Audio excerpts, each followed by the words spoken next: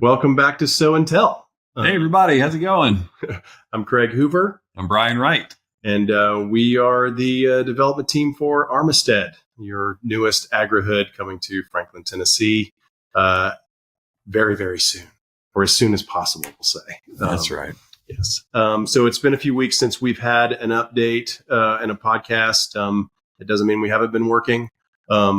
Today, we are going to go over a discussion with Marianne Warren and Bill Short, aka Bilbo Short. This is not the Hobbit. No, he is hardly that. This is sort of the matriarch and patriarch of the Short family. They've been around the longest, and they share a lot of their experiences and their and just what life was like back in the day on the farm. And it's a really fascinating discussion. And it's kind of neat because, Brian, you haven't heard it yet.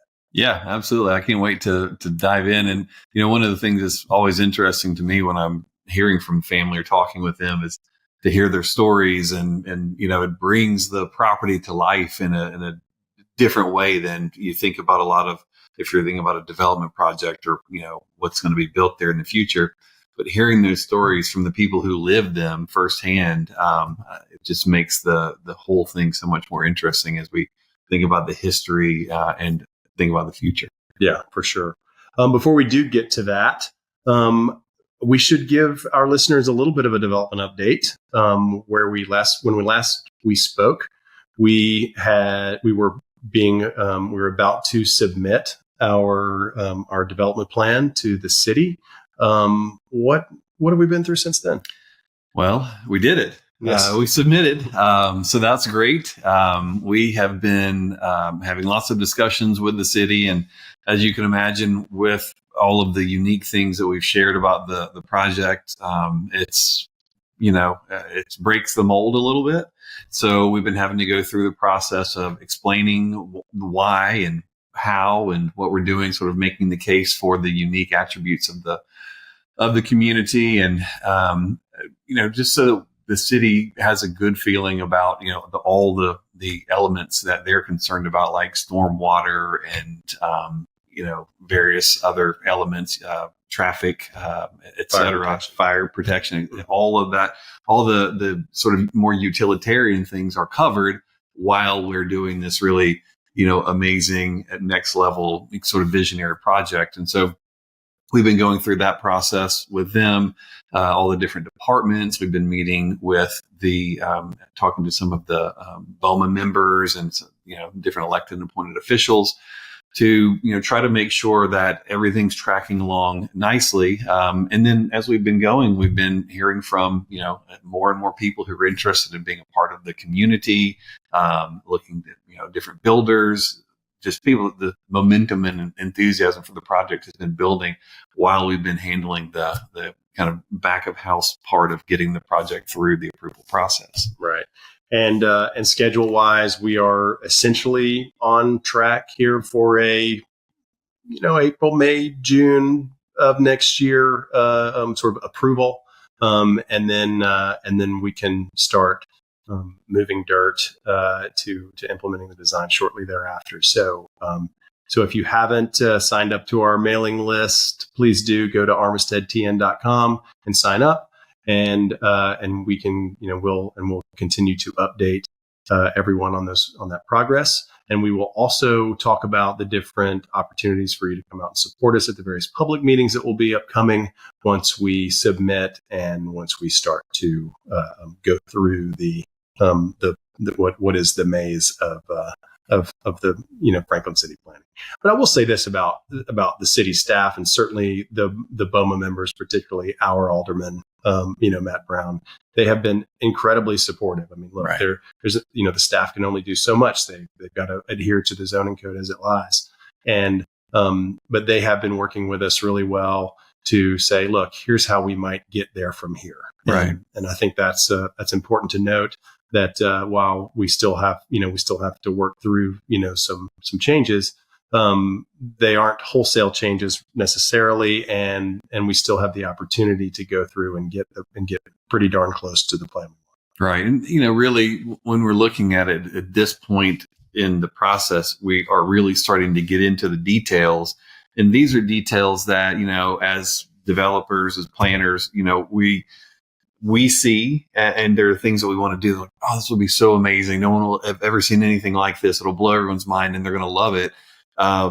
But they aren't things that if we end up to not be able to find a way to accomplish one thing, or, detail or that detail, that the project will seem different. It's likely that to be things people won't even notice. Right. Unfortunately, or fortunately, it's like this. It's like the stuff on the Apple iPhone cutting room floor. It's like there's probably some really cool features out there that we never get to see, right? Because they couldn't quite pull it off exactly the way they wanted, but it's still a pretty cool machine nonetheless.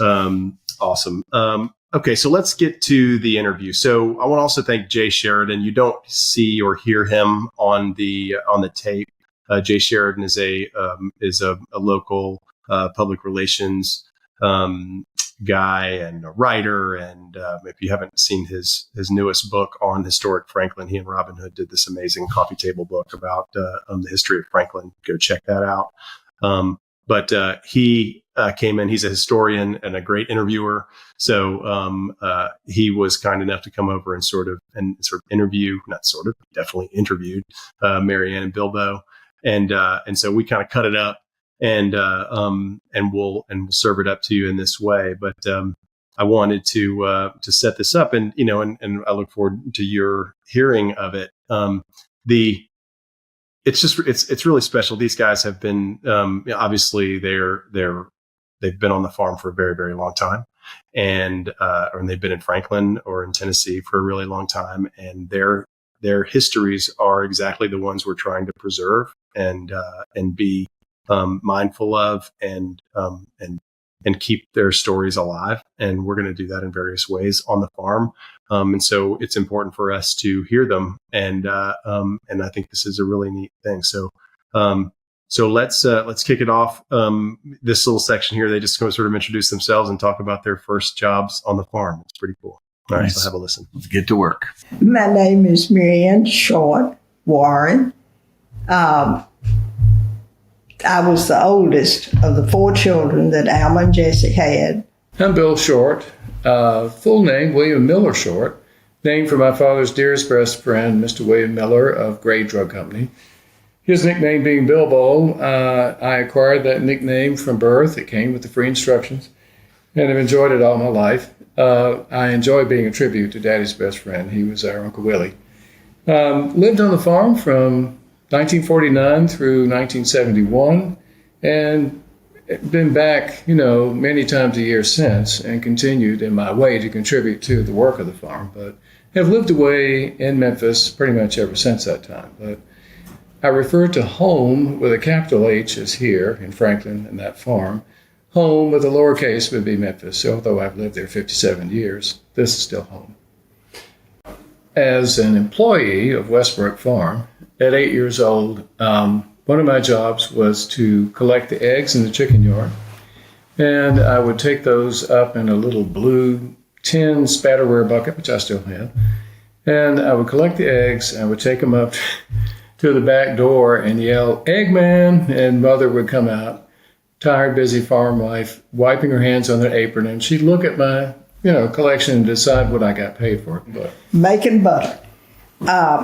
They would bring milk to the house. Some of it was sold. But you would take the cream, and then you made butter from it. We had churns. And you're talking about arms that were tired. You sit and you turn. This was a glass-bottomed, and then a paddle kind of thing. a daisy churn. Is that what it was? Okay. I didn't know the name. But anyway, you turned and you turned and you turned. It seemed like forever. It was probably 15 minutes. But when you're 8 or 9 or 10 years old, sitting there just doing this is boring. Then you would work it with a paddle. You'd take the top off that. But you'd see the flakes of butter come. Oh, yeah. You'd eventually start to see it develop. Yeah. You'd take your paddle and you'd push it against the side. Paddle was like a big spatula. I remember it being wood now. It was. Was it? Yeah, that's what I remembered. But you would take it and you would push till you could get as much of the liquid out of it. Then that we had a butter mold. It's wood, had a hole in the bottom and a false bottom in that you could push it with a dowel or a handle that came under and push it up. And you had a rectangle of butter, and it was approximately a pound. So that's what I would do, is pack that in there and drain the liquid off and then take it out. The time book thing, Daddy decided that I was old enough to start helping feed the calves. So the calves for the dairy farm, the female calves were kept, the bull calves were sold. And they were raised in what had been an old buggy house that had the different conveyances that our grandparents would ride in. And it was fitted out so that we could make a milk replacer as rich as the mother's milk, but with more assurance as to the minerals and the vitamins that each calf would get. So he taught me how to mix that up. He taught me how much of the how to feed a calf who was used to nursing up for an udder and how to make it nurse down into a bucket. They figured that out pretty quickly. That started at 8 years old, so I was glad to have an income.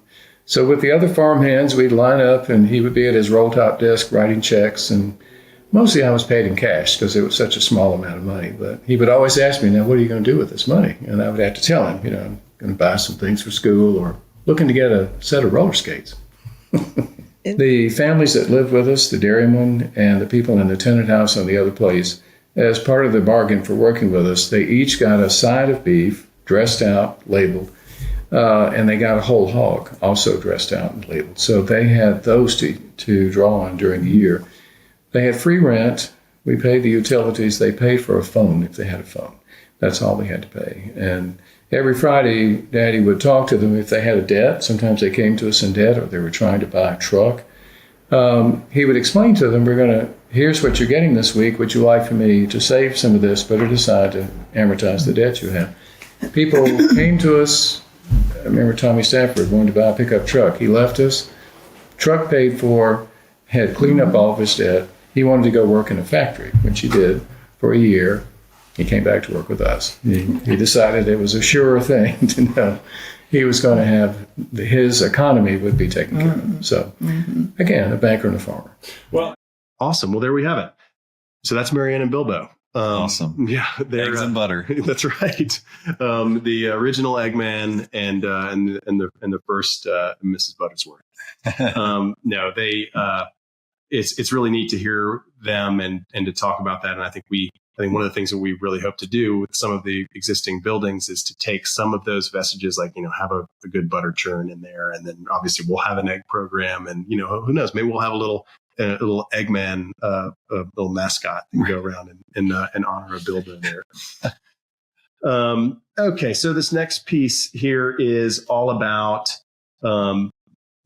this, what they had on the farm, right? So that's one of the things that I think is going to be really neat about this community, is that so many of the things that the daily needs that we'll have are going to be available to you right there. And we're going to take that a step further because we'll have some commercial and retail, right?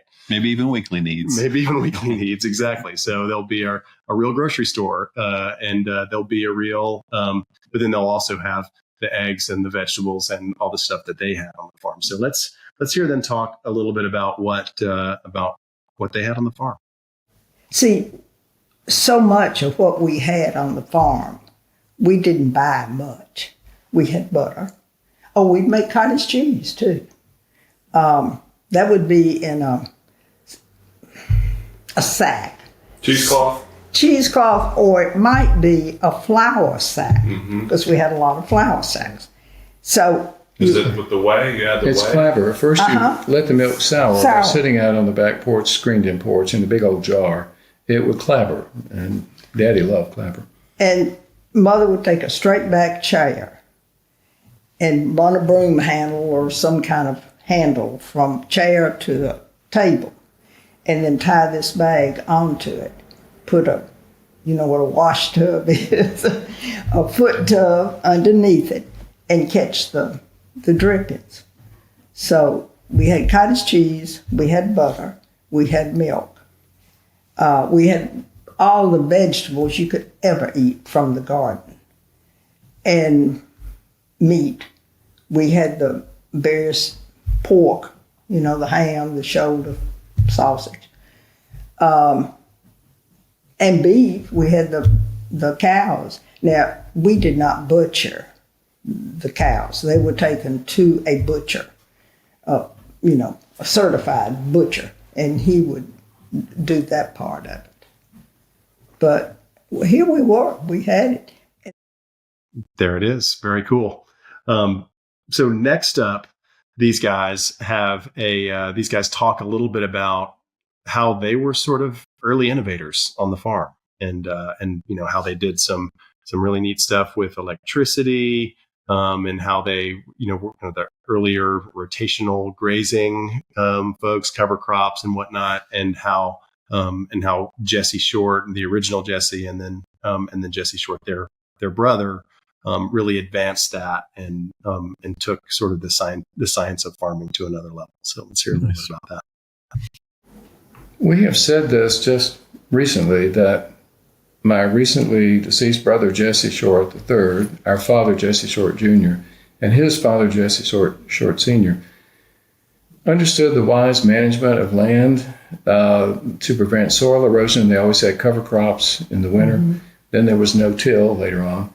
We terraced land because we actually ran 4 farms, the 2 on either side of Old Charlotte, which we defined as 2. Our aunt actually owned the back one, but we traded out, and we farmed for her the other 2, the Davis Place and Cotton Place, which are now Franklin Green. And the hog production and the beef cattle were over there.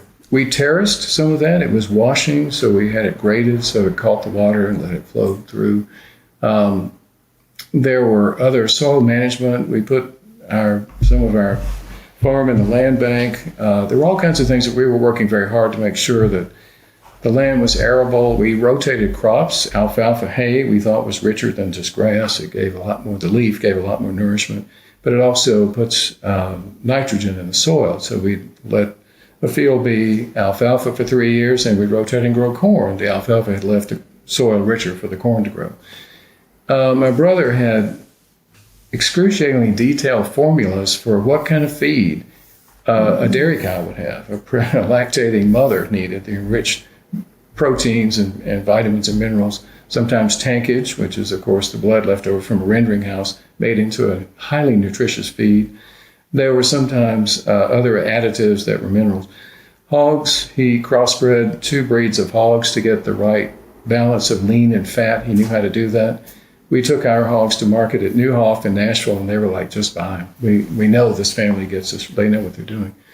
So again, we look at the efficiencies beginning in the 19th century. The windmill pumped water, air power, into a tank for the cows to drink out of, and we let it overflow to create a pond because the hogs were sharing that.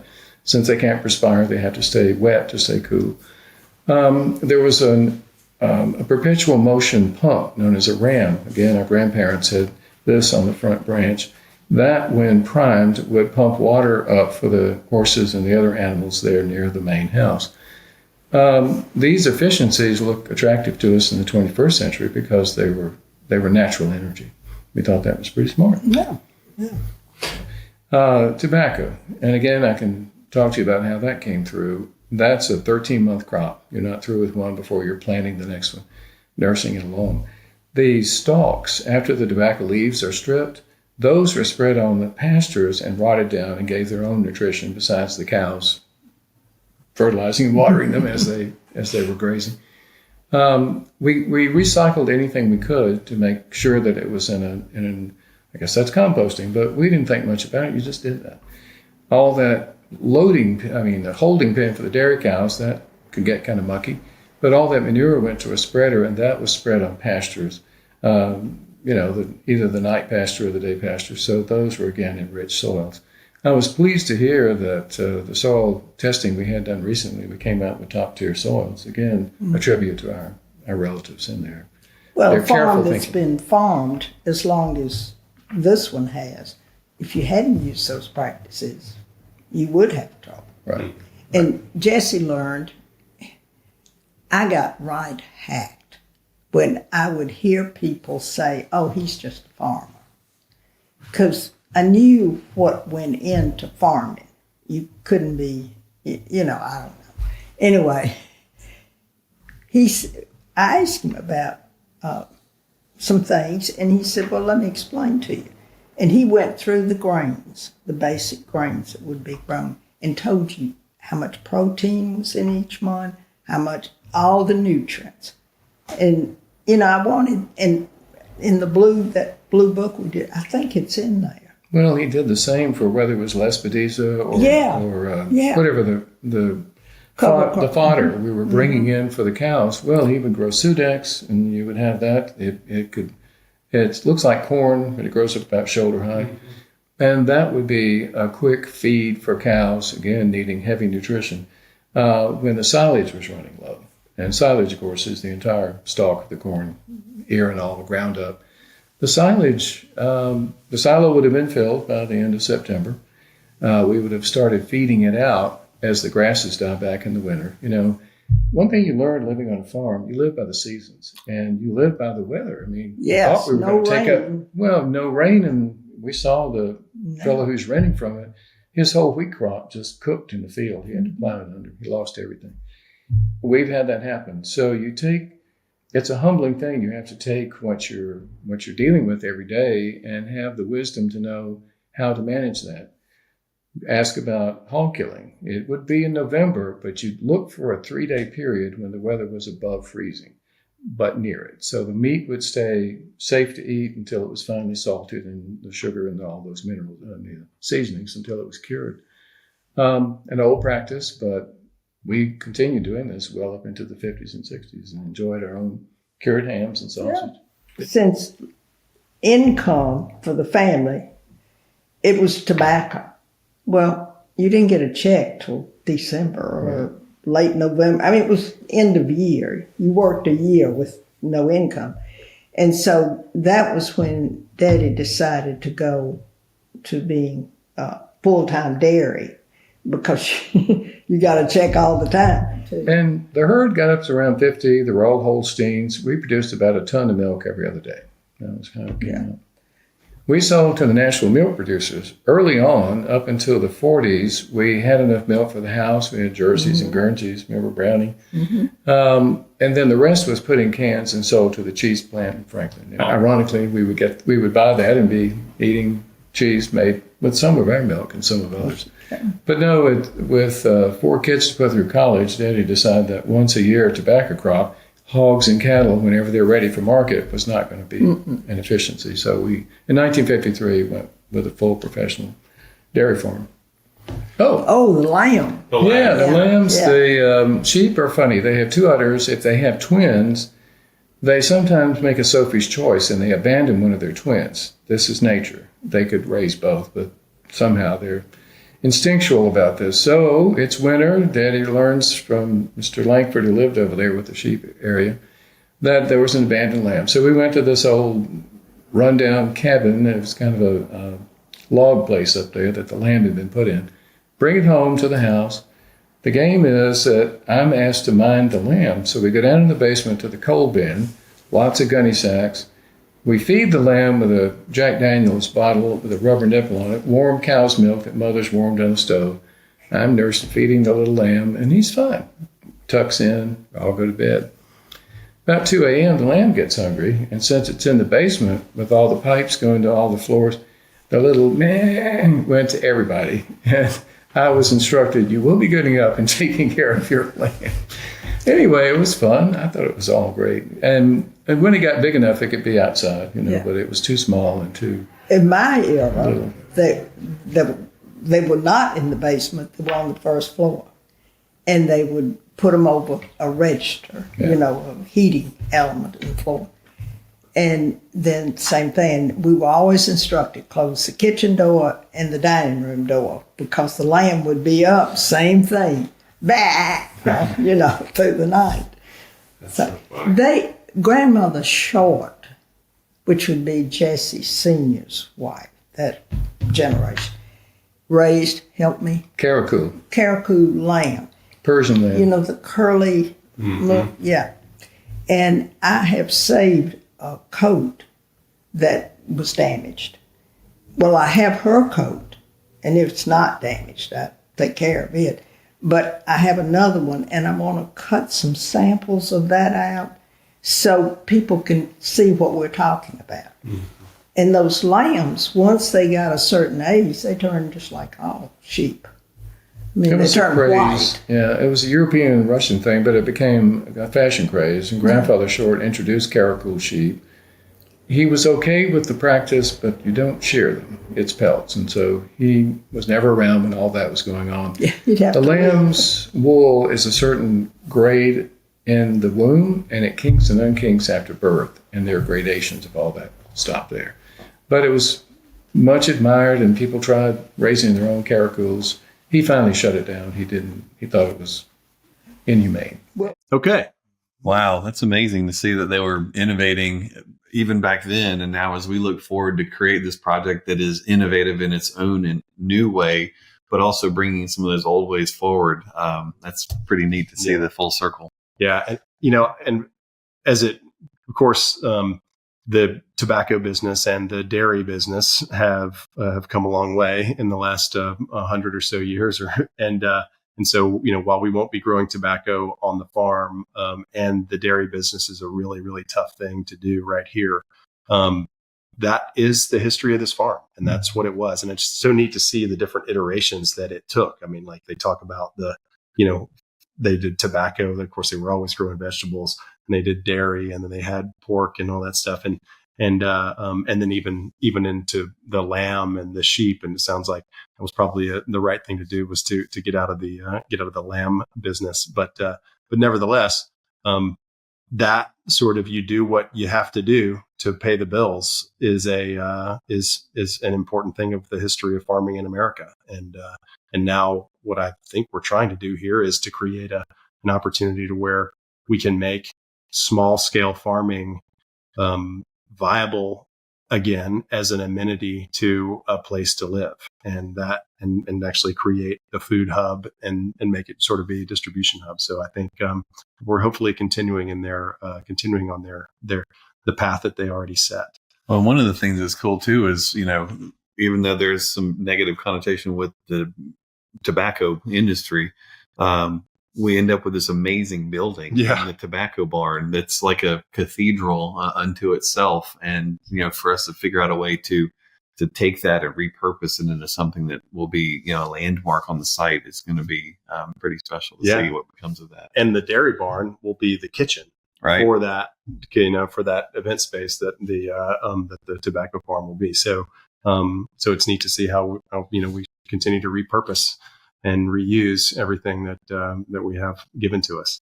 All right, this next section here is all about the old Boyd Mill. Turns out they were related, and they owned the Boyd Mill for a long time.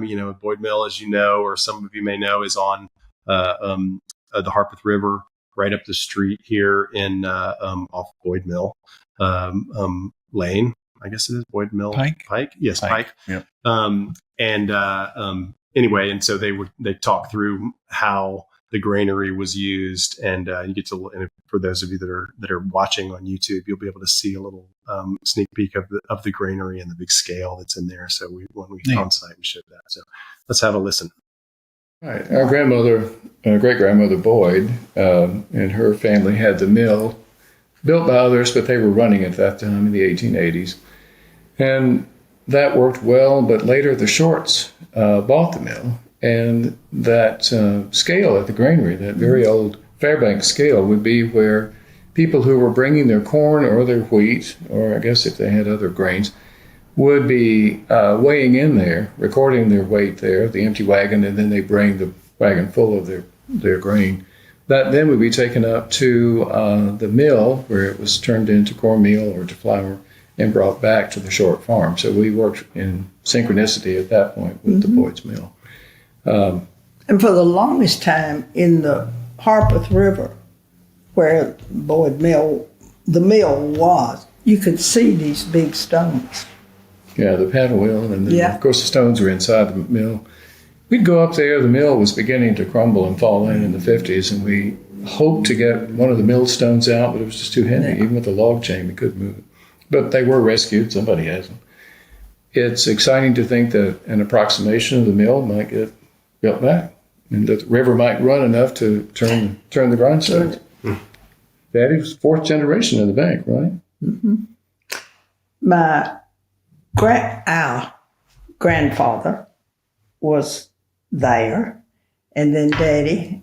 Yeah, our brother Walter was in a long line of bankers for Williamson County Bank. It eventually became Bank of America.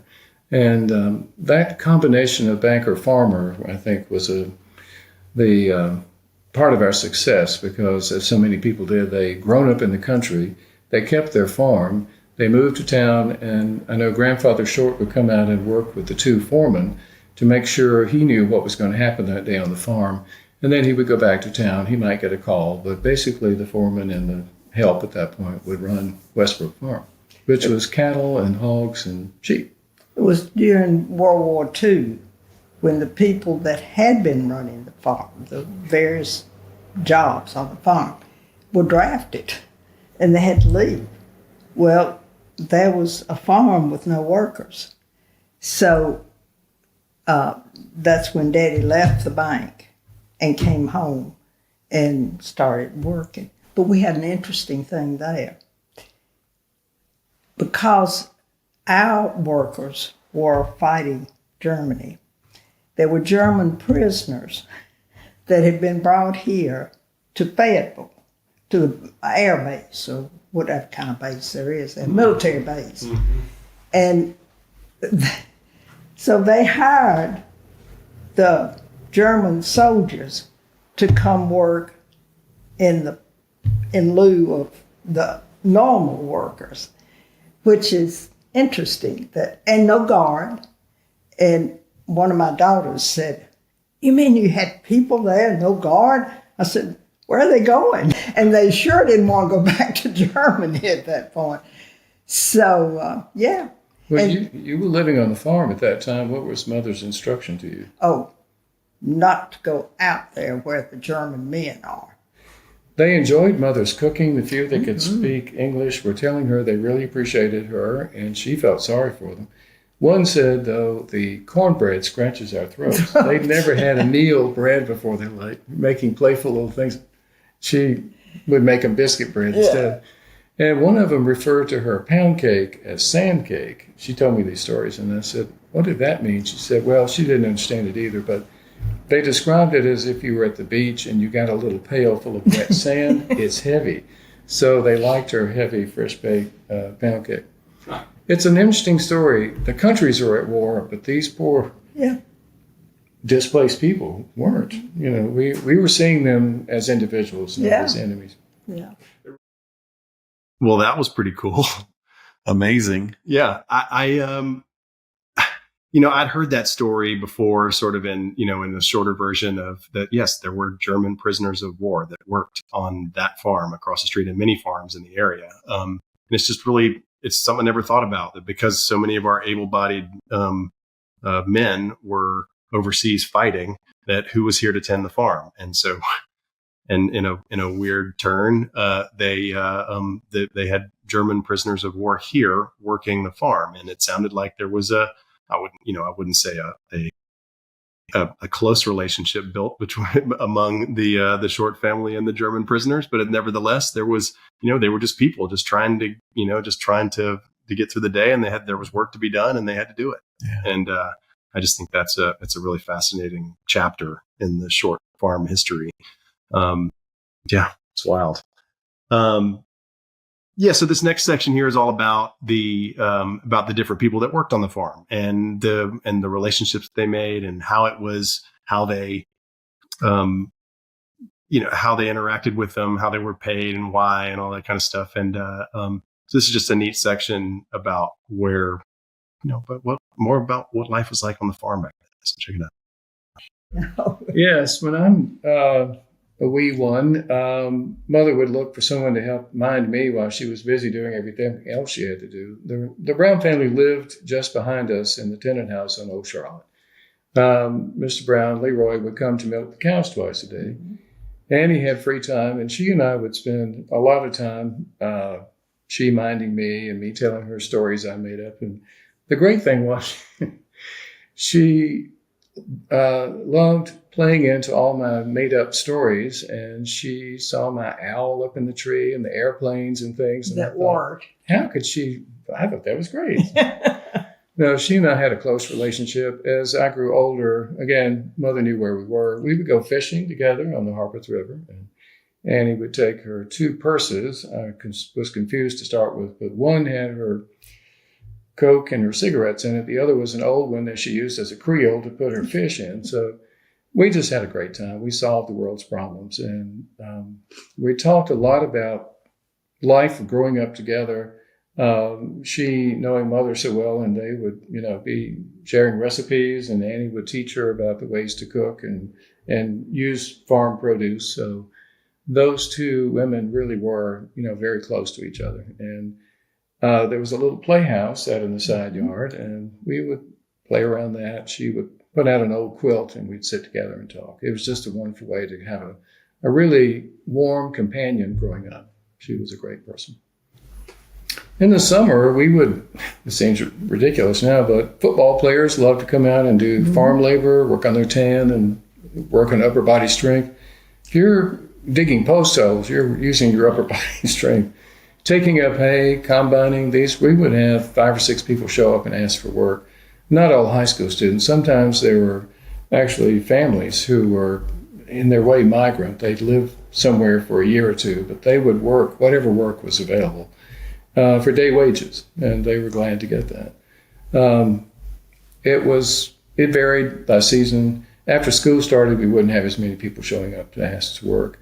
Daddy would turn some away if we didn't have anything for him to do, but he was often glad to have the extra help to try to get a crop in before the sunset.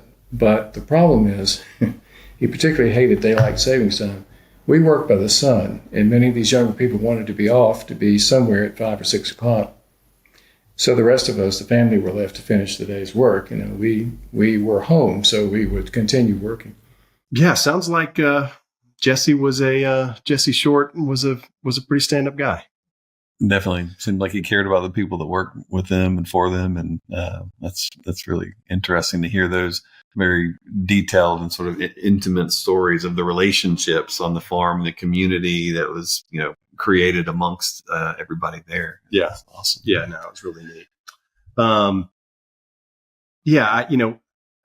I think that's something that we're trying to build here, which is a community and a mixed use community where, people live, work, learn, and play all in one place, and how everybody's sort of together. So the people that, maybe you don't even live in Armistead, but you work there, and maybe you work on the farm and work somewhere else. And the idea that, that we can continue this sort of legacy and this history of about everybody working together, and these, sort of disparate people from disparate cultures coming together to create a melting pot of culture and community is exactly what this type of mixed use communities are all about. And so it'll be neat to see us try and pull that off ourselves. Yeah, no, it definitely works. If you create the right form, the right structure, the right layout, and have the right programming within the community, it happens that way. It's not just sort of a theoretical, sort of planning pie in the sky. I've seen it time and again around the country. That's right. So it is, as we're taping this is the 1st of November, or the first part of November, and it is getting cold. And I was just driving by the farm today, and they were plowing the field. They were cutting down the old, I guess it was the corn or the soybeans that were up there. And so you're gonna have to learn your corn from your soybeans, Craig. You're right. So it's neat that this little section here, they talk about what you do in the winter, and it'll be interesting to see what kind of activities that we do in the winter. Everybody talks about, oh, well, this is an agri-hood. It's like, well, agriculture is about a 9-month operation, really, and then there's 3.5 months where it's pretty fallow out there, and you're not doing a ton of growing or harvesting or planting, but that doesn't mean the work is done. And they talk a little bit about what they have to do here, as well as they get into discussions about what Franklin was like back in the day, and how, because 96 wasn't there, when these guys were young. And so yeah, let's hear what they have to say here. Mm-hmm. Well, wintertime, we'd be feeding the same livestock we've had every day. That didn't change. We would be stripping tobacco, getting it ready for market. Daddy would work in the tobacco warehouse as an accountant, as a bookkeeper. In the deepest part of winter before plowing season, we'd be welding gates, getting things ready that you could do indoors when the weather was not so easy to work with. The seed catalogs would come. We would get all excited about what we want to plant in the garden, what we want to plant in the flower beds.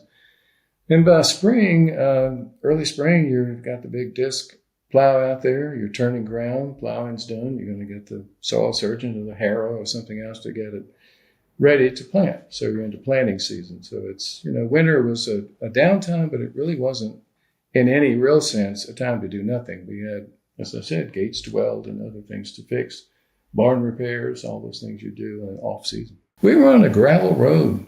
Yes. Until that highway, the Boyd Mill Pike, 3 miles into Franklin. Okay, Gentry Farm was there. It wasn't called Gentry then, but it was there. You went around what was referred to as Monkey Hill. No monkeys. There was a man there who was nicknamed Monkey, and he ran a store which was built out of concrete block. It was not large. It was one room, maybe as big as this room. Maybe. But he had the things like baking soda, anything canned, and nothing fresh. Then the people that lived on that stretch of the road didn't have a lot of education a lot of times. And they would bring their children down to mother and ask her, like she was a nurse, which she wasn't, or to read a thermometer. They had no idea. And this is mercury, under your tongue thermometer. And she would take their temperature, advise them as to, this is bad cold, and I think it'll be better. Or, no, you need to take this child in, fever 104, come on. Mm. But they didn't know. They just knew the child was sick. Now, they cared about the children. I don't mean to say they were indifferent. It was just lack of education. So she would be the person that would help with those kind of things. So there you have it. That sounds like a talented lady. Yes, right. Hopefully we will have licensed medical professionals at Armistead that will be able to take care of the children of the community and everyone else. But it sounds like that's just the way it was. If you had somebody that was a trusted member of the community, and it sure sounds like their mom was, that you did what it took. It takes a village to create a community, and that's what they did. So again, I want to thank Jay Sheridan for coming down here. He's serving as sort of our archivist as well, and so one day we'll be able to sort of collate and release all of this sort of historical information, and how we'll use it. We're not quite sure, but this is an important part of the process. Jay just actually talked to him today, and he said he spent more time with Mary Ann just the last week, and sort of went through the archives and old pictures and all that kind of stuff. So when Jay sinks his teeth into something, generally the output is pretty cool. So I'm looking forward to seeing what he pulls together. Yeah, I think it's interesting too when we're looking to create a new village. Essentially, we have the opportunity now to the forethought to actually keep up with the stuff and decisions. And I always think about all the places that I've loved, historic places that I visited or whatever. I would love to just like read the journals of the planner and the people who developed and created it, and say like, well, how did you make that road do this little thing? Why did you do that? And what were the circumstances that led you to do these things? And so I hope that, as we go, we can keep up with even some of those very detailed things in addition to documenting the past. I'd like to, document the future and the present. So. Yeah, I think that's really neat. I think about that all the time when I see a great town center and because it wasn't built in a day. Mm-hmm. And what were the different iterations or the different developmental steps that this town center made to get to become what it is. I mean, certainly you think about places in Italy and these Siena, the great horse rink that Piazza del Campo. Okay, there we go. Of course, don't bring up the planner; he'll grab it. Those type of things, like how it developed over time. It would just be such a fascinating thing to do, and I look forward to sort of archiving this and tracking that as we go.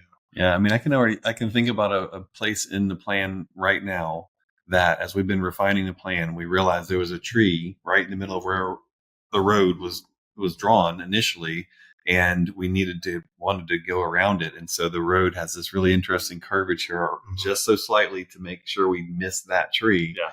And, maybe one day that tree won't be there, but we'll know here's why we did that. Yeah. We'll put a little sign, that little guy on the tree that says, "Thanks, Brian, Mm-hmm. for not running me over."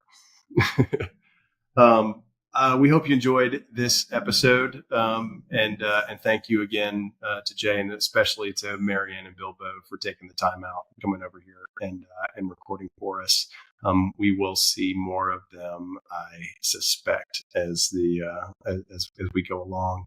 They are a wealth of information and history, and we hope to continue to tap into that. Yeah, and let us know in the comments too if you these kind of stories about the history and all that. We started this with the intention of focusing on development updates and all that, but we started to realize there's so much more, so many more things that we can share that might be of interest to people. And so just let us know what other types of things you might like to hear as well. Awesome. Thanks again, everybody. We'll see you next time. Have a good one. Bye-bye.